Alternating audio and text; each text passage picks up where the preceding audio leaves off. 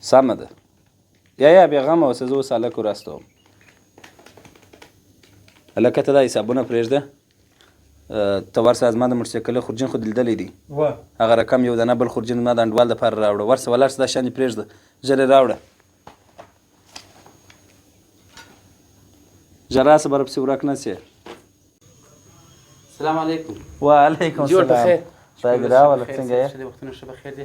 ته رانږدې دوکان ته تلم، یو ځل مې ستا موټرسایکل په کار و. ما موټرسایکل ولاړ و؟ ولاړ دی. دا کیلې ده. دستي بېرته ژر راولم. سمه ده، مشکل نشته.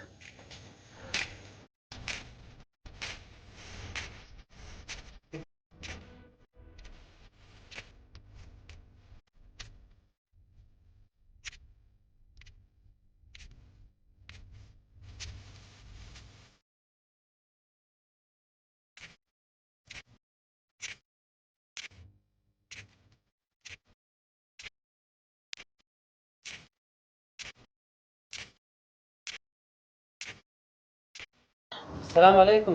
وعلیکم زهرجان السلام. وروره څنګه یې؟ والله شکر دی. راغلی یې؟ کور ودانه موټرسایکل مې بېرته راوستی. کور آباد. هغه خورجین ورک شو. خورجین څنګه ورک شو وروره؟ یو دوکان ته ورغلم، شمې مې راخیستله، موټرسایکل مې ودروي چې ورغلم، شا مې راواخیست چې رالم بیا خورجین نه و. یا هیڅ مشکل نشته وروره، یې خورجین ورک شو. ښه دی چې موټرسایکل نه دي ورک شوي، نو سبا د غله بیخي ډېر شوي دي. السلام علیکم. وعلیکم السلام. خدای دې راوله. خورجین دې راوړی؟ استاده هغه رقم خورجین مې راوړی، ښه شپه لکه تا چې ویلې وه ستا د موټرسایکل په رقم. نو دا ولې داسې معلومېږي لکه ډک چې یې؟ ډک نه دی، دا دغه رقم دی، وینې تازه دی، تازه کار نه دی اخیستل شوی. یا داسې ما ته ولې معلومېږي چې دا ډک دی؟ ښه زهرجانه، دا خو دا د شام په کښې کې دي. دا دغه دی، ودرځې دا خو زما وګوره، عینکې په کښې کې دي. څه کوې یاره؟ ودرځې وګورم، دا دغه دی، دغه زما خپل سامان په کښې ایښی دی. زه چې د کور راکړم دا ستا موټرسایکل خورجین نه دی؟ څه درته ووایم هلک، ته دا د کمه کوي؟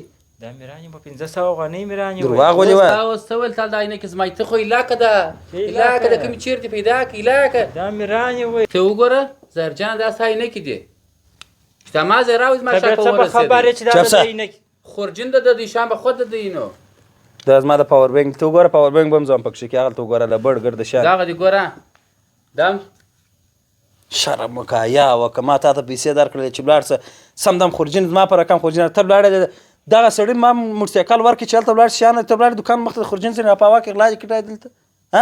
اوس یې راوړې چې امان وي خورجین رانیولی دي. دا په څو یو په 2 او په 300 او په 1500 افغانۍ وي. دوکانونه لرې و کار څه وه، ته غلې ښه دی چې دا دې راته خدای وشرمولې. ګوره حسابونه کتابونه ګرده سره کښېږده، بله ځه الله دې منځه ولاړ شه. ځه ستا معاش ګرده په دغه کې ولاړله. خدای خبر چې تا څو نور رسغله کړي دي. دا ته وګوره ښه دی چې خدای راته رسوا کړي. ځه الله دې مل شه، ځه الله دې مل شه په مخه دې شه. دا خورجین بېرته پر موټرسایکل کښېږده. ستا خورجین پیدا دا عینکې مور باچو واخ، ځه الله دې مل شه.